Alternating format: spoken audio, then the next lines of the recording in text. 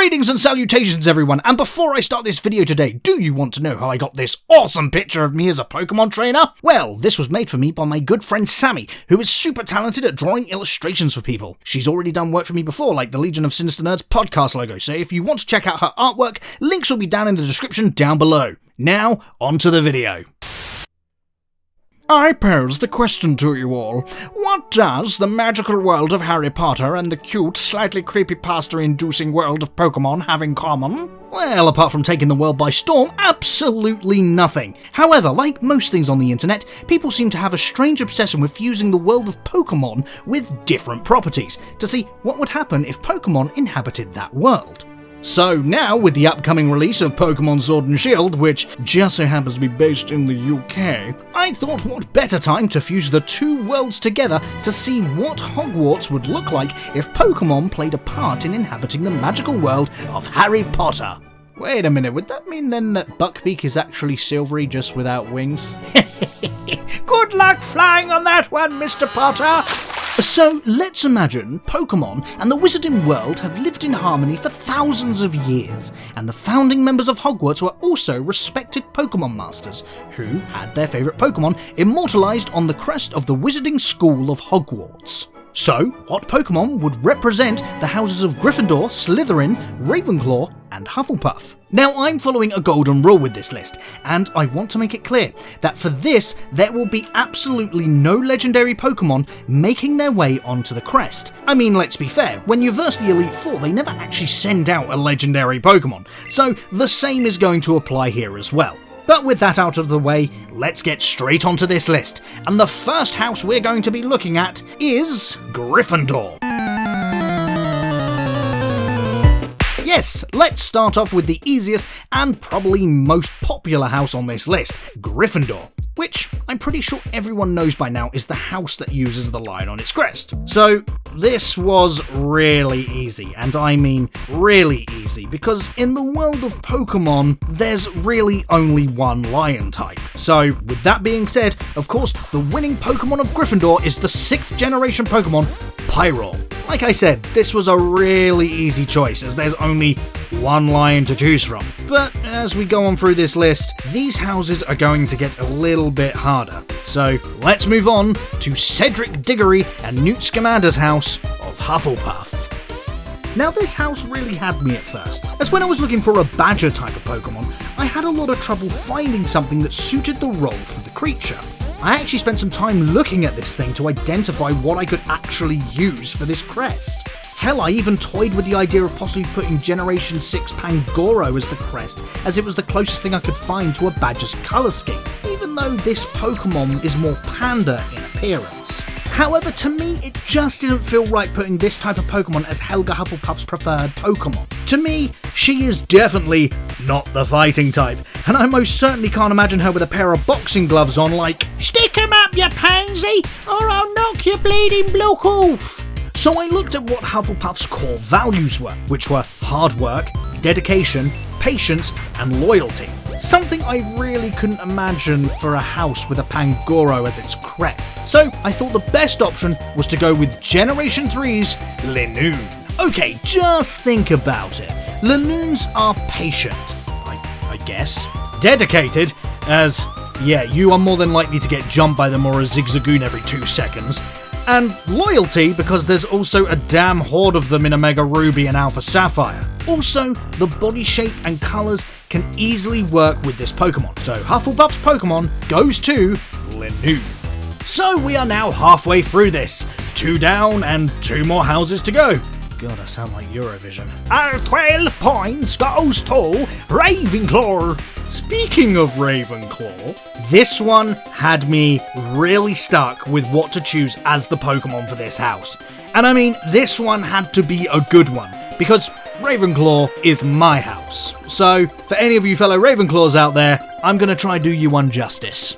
When looking at Ravenclaw's crest, it's clearly had some different designs over the years for the bird that inhabits it. I mean, it's clearly 2 different species of bird, but apparently part of the same crest. Some look like an eagle, others look like a raven. So the choice for this was vast, and Pokemon has a lot of birds in its roster to choose from.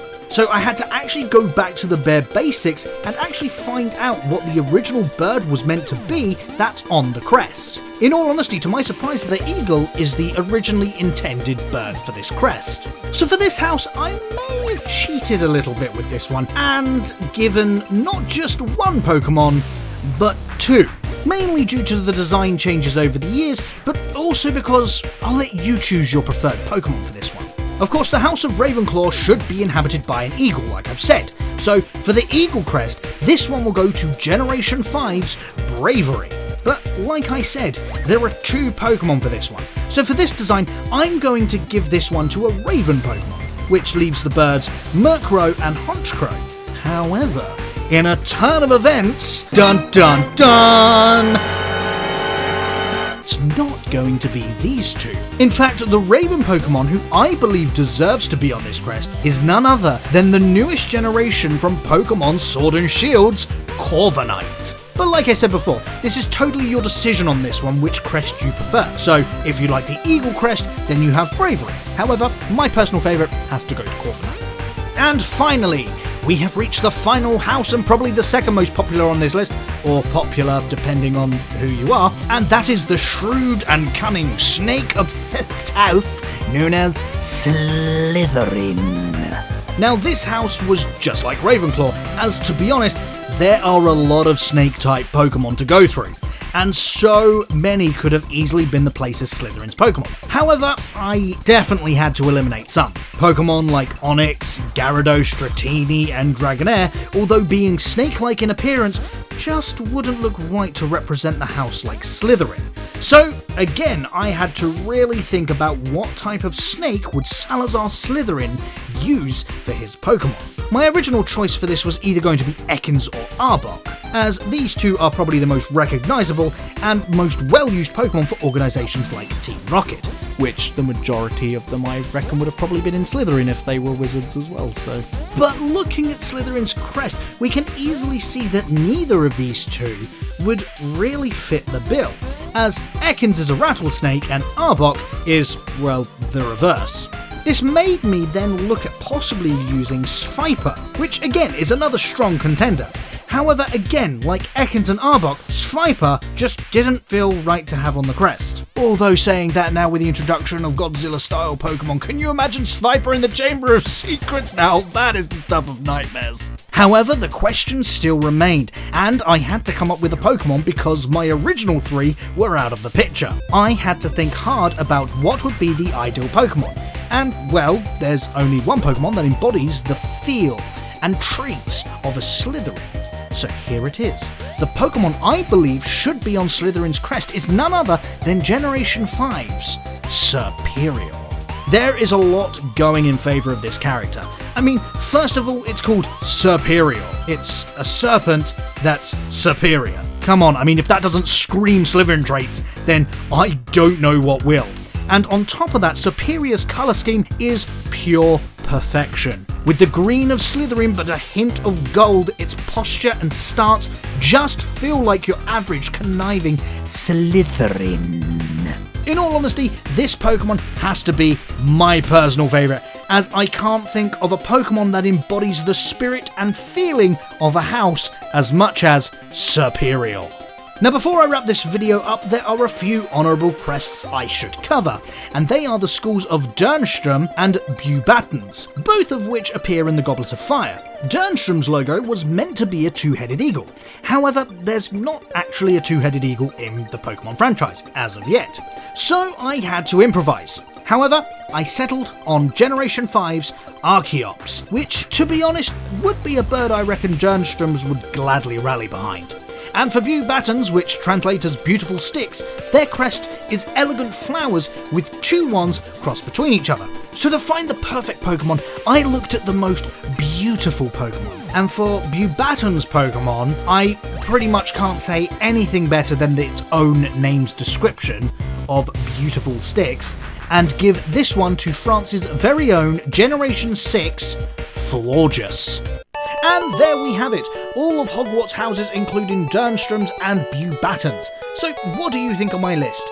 Did you agree with the Pokemon I chose for these houses or my reasonings behind them? Why not let me know down in the comment section down below? Also, why not let me know which house is your house? And let's see how many fellow Ravenclaws actually watch my videos. But anyway, thank you so much for watching this video. If you're new here, then why not consider subscribing to the channel? I mean, it does bring me one step closer to my freedom. Anyway, as always, I am terrible with outros, and I shall see you all in the next video. And remember, you gotta catch 'em all, wizarding fans.